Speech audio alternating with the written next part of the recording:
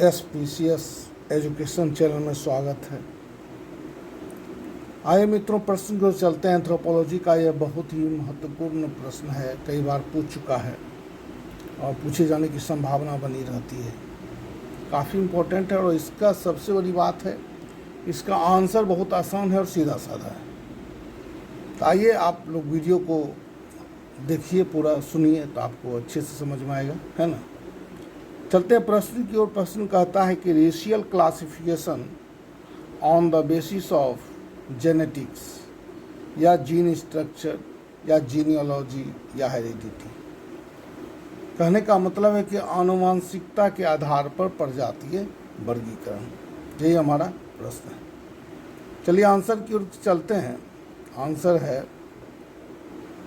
कि आनुवंशिक लक्षण पर पर्यावरणीय दशा का प्रभाव नगण्य रूप से पड़ता है। साथ ही वंशानुगति भी मेंडल के नियमानुसार होता है, जिस कारण से आनुवंशिकता के आधार पर प्रजातीय वर्गीकरण मानव शास्त्रियों के लिए सबसे आधुनिकतम एवं प्रमाणिक आधार माना जाता है। आनुवंशिकता के अंतर्गत निम्नलिखित 5 आनुवंशिक लक्षण के आधार पर प्रजातियों का वर्गीकरण किया गया है। ये 5 आनुवंशिक लक्षण हैं। त्वचीय प्रतिरूप, डर्माटोग्लाइफिक्स। दूसरा है स्वेद ग्रंथि या पसीने की ग्रंथि। तीसरा आनुवंशिक लक्षण है स्वाद प्रक्रिया के आधार पर, है ना। चौथा आनुवंशिक लक्षण है वर्णांधता यानी कलर ब्लाइंडनेस के आधार पर। और 5वां है सीकलिंग यानी रक्त अल्पता, रक्त की कमी या एनीमिया, है ना, के आधार पर। नंबर 1 त्वचीय प्रतिरूप के आधार पर, है ना। यहाँ लिखा हस्त मतलब हाथ, अंगुल मतलब अंगुली, पाद मतलब पैर पर पाए जाने वाले चिन्ह एवं रेखा के आधार पर। त्वचीय प्रतिरूप अस्थायी होते हैं तथा इसे कभी भी गिना जा सकता है। फ्रांसिस गाल्टन के द्वारा ही सर्वप्रथम हथेली एवं तलवे पर पाए जाने वाले उभारों एवं गर्तों के आधार पर विभिन्न प्रकार की आकृति की पहचान की गई थी। मानव की हथेली पर मुख्य रूप से 3 प्रकार की रेखाएं यानी त्वचीय प्रतिरूप पाए जाते हैं और ये तीनों प्रकार के त्वचीय प्रतिरूप विभिन्न प्रकार के प्रजातियों का प्रतिनिधित्व करती है। ये त्वचीय प्रतिरूप क्या है, पैटर्न क्या है? 11, 9, 7 यानी श्वेत प्रजाति यानी कॉकेशियन यानी कॉकेसाइट। दूसरा है देखिए 9, 7, 5 मंगोल प्रजाति मंगोलाइट का। और तीसरा है 7, 5, 5 निग्रिटो प्रजाति यानी कि निग्राइड का, है ना। इसके अतिरिक्त हाथ की उंगलियों तथा पैर की उंगलियों के पोरों पर, पोरों मतलब टिप्स पर, है ना, मुख्य रूप से 3 प्रकार की आकृति पाई जाती है जो विभिन्न प्रजातियों का प्रतिनिधित्व करती है। ठीक है। पहला है चक्र निवार्य की प्रधानता श्वेत प्रजाति में पाई जाती है। शंख यानी कि लूप मंगोल प्रजाति में इसकी सघनता पाई जाती है। वृत्तखंडी यानी आर्क, यह इसकी प्रधानता निग्रिटो प्रजाति में पाई जाती है। अगला पॉइंट है श्वेत ग्रंथि यानी या पसीने की ग्रंथि के आधार पर, स्वेट ग्लैंड्स। प्रजाति वर्गीकरण में यह भी एक मुख्य आधार है। इसका वितरण भी पर्यावरणीय दशाओं के अनुसार विविधता दिखलाता है।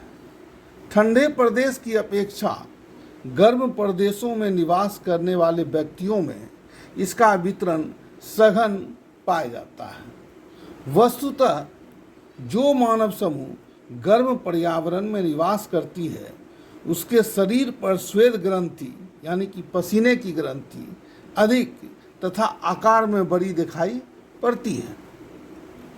सर्वश्री क्लार्क एवं लेमन महोदय ने प्रति सेंटीमीटर श्वेत ग्रंथि की गिनती कर मानव समूहों को वर्गीकृत करने का प्रयास किया है।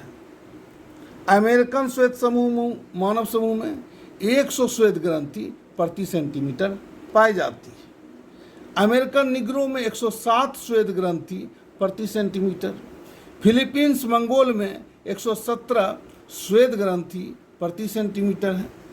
निग्रो प्रजाति में 127 श्वेत ग्रंथि प्रति सेंटीमीटर पाई जाती है। भारतीय जनसंख्या में 170 श्वेत ग्रंथि प्रति सेंटीमीटर पाई जाती है। इस प्रकार से हम पाते हैं कि गर्म प्रदेश में निवास करने वाले व्यक्तियों में इसका वितरण सघन पाया जाता है।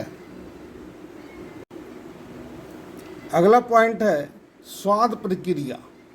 ब्रैकेट में लिखा हुआ है पीटीसी या पीटीयू के आधार पर। स्वाद प्रक्रिया अथवा स्वाद एवं अस्वादिता टेस्टिंग या नॉन टेस्टिंग का प्रयोग एक प्रकार के रसायन पीटीसी जिसे फिनाइल थायोकार्बामाइड कहा जाता है के चखने की शक्ति पर आधारित है। जो व्यक्ति फिनाइल थायोकार्बामाइड का स्वाद चख सकते हैं अथवा उसके स्वाद का अनुभव कर सकते हैं उसे टेस्टर समूह के अंतर्गत रखा जाता है तथा जो व्यक्ति इस रसायन के स्वाद का अनुभव करने में सक्षम नहीं है उसे नॉन टेस्टर समूह के अंतर्गत रखा जाता है। अतः अमेरिकन इंडियन में टेस्टर्स समूह 98% है, पश्चिमी यूरोप में टेस्टर समूह 67% है। अब अगला पॉइंट है वर्णांधता यानी कलर ब्लाइंडनेस के आधार पर। यह भी एक आनुवंशिक लक्षण है।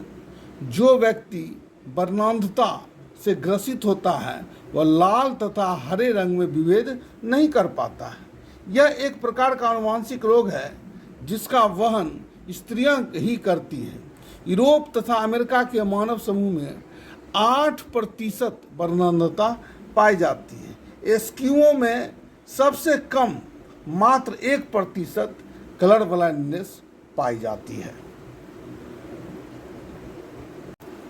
अगला पॉइंट है सीकलिंग, रक्त की कमी या एनीमिया के आधार पर। एनीमिया से ग्रसित या प्रभावित मानव समूहों में कोसा कभी कभी सिकरी हुई दृष्टिगोचर होती है जिसे सीकलिंग कहा जाता है। कुछ मानव समूहों में सीकलिंग का प्रतिशत कम तथा कुछ मानव समूहों में सीकलिंग का प्रतिशत अधिक पाया जाता है। अफ्रीका के मध्य में निवास करने वाले मानव समूहों में सीकलिंग का प्रतिशत अधिक 15 से 20% पाया जाता है। भारतीय संदर्भ में दक्षिण भारत के द्रविड़ लोगों में सीकलिंग का प्रतिशत अधिक एवं उत्तर भारत में सीकलिंग का प्रतिशत बहुत कम पाया जाता है। उत्तरी यूरोप, एशिया के अधिकांश क्षेत्रों तथा ऑस्ट्रेलिया से अब तक इस प्रकार के लक्षण की कोई जानकारी प्राप्त नहीं हुई है। इसके साथ ही यह प्रश्न का आंसर समाप्त होता है। नेक्स्ट क्लास में जो दूसरा क्वेश्चन है आने वाला उस पर हम लोग चर्चा करेंगे। धन्यवाद।